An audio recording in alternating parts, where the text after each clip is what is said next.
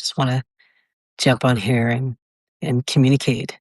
Today we're going to talk about this week's tour portion, Minneapolis. Uh, before we begin, I'm grateful that you all are here. Before we talk about anything else, I want to ground us in gratitude, which is what Jews have always done, and just offer thanks. Thanks for today. Thank you, the source of everything, for returning our breaths and returning our breaths today. I am grateful to be here. We should be grateful to be here, awake, and still responsible. Um, and also, I want us to understand that we are trying to hold a pain of a community, pain of Minneapolis, Minnesota, and other states, and we are holding this pain without looking away. And so as we move into this week's tour portion, Parashat Bo is the tour portion where power is exposed for what it is. Pharaoh is warned, confronted, um, and given chance after chance after chance to change course. And he doesn't.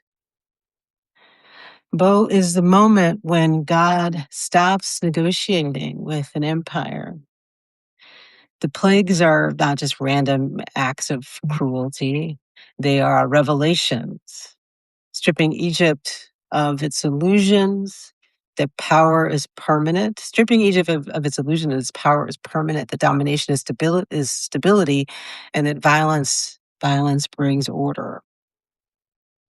Bo teaches us something uncomfortable and deeply relevant. When a government refuses to see the humanity of people, it escalates. When power is challenged, it tightens its grip. And when leaders mistake control for legitimacy, destruction follows. This week, many Jews are in Minnesota, standing with the people of Minneapolis, including many of my rabbi and clergy colleagues.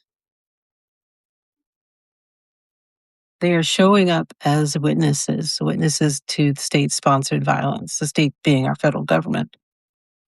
And it matters that they're there as witnesses, because Bo reminds us that liberation does not happen in silence. The Israelites aren't trying to leave Mitzrayim because Pharaoh has changed his heart.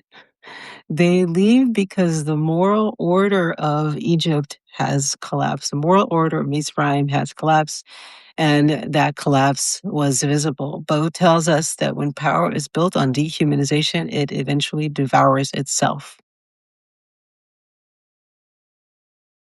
And here's the part that we don't talk enough about. God does not remove Pharaoh by force. God reveals Pharaoh to people. The plagues show the truth of the system.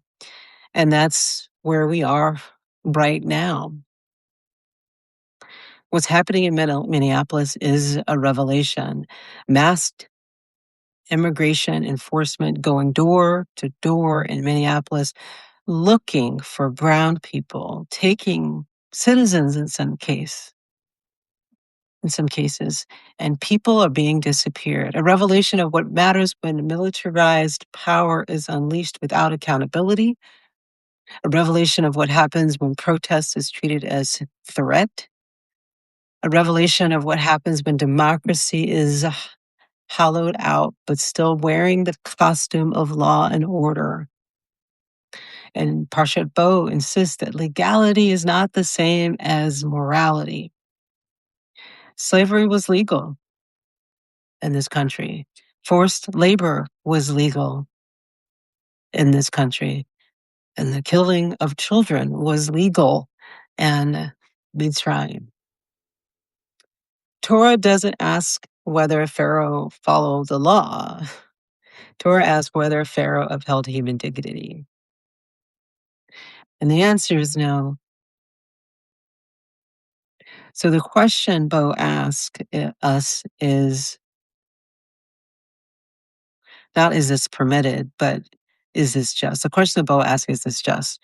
For Jews, especially American Jews, this moment demands clarity. Black folks and Jewish folks and other marginalized folks in this country know what it means when state decides, when the state decides that certain lives are expandable. We know what it means when power labels people as dangerous to justify violence. We know what it means when silence becomes survival and survival becomes complicity. Bo teaches us that memory itself is resistance.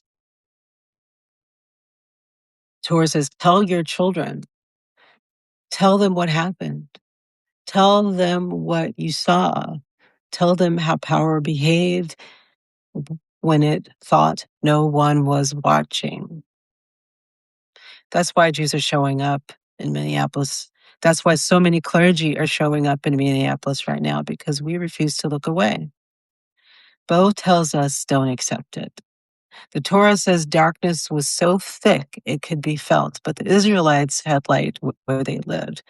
Light isn't about, this light wasn't optimism, light is moral clarity. So the Torah says that darkness was so thick it could be felt, but the Israelites had the light of moral clarity.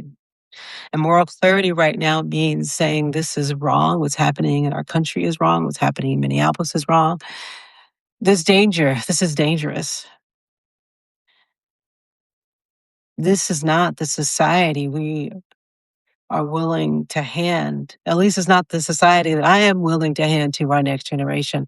As Jews, our task is not to protect power. Our task is to protect people. Our task is not to be comfortable.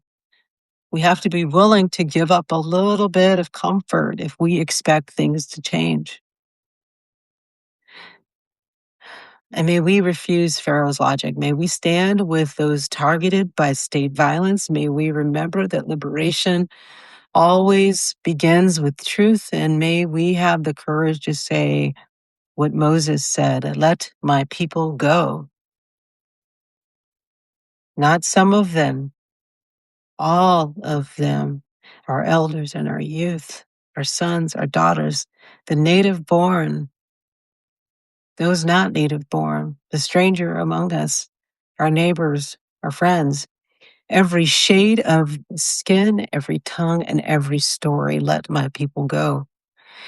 As it is written, we will go with our young and we with our old, with our sons and our daughters, let our people go. Shabbat shalom, my friends.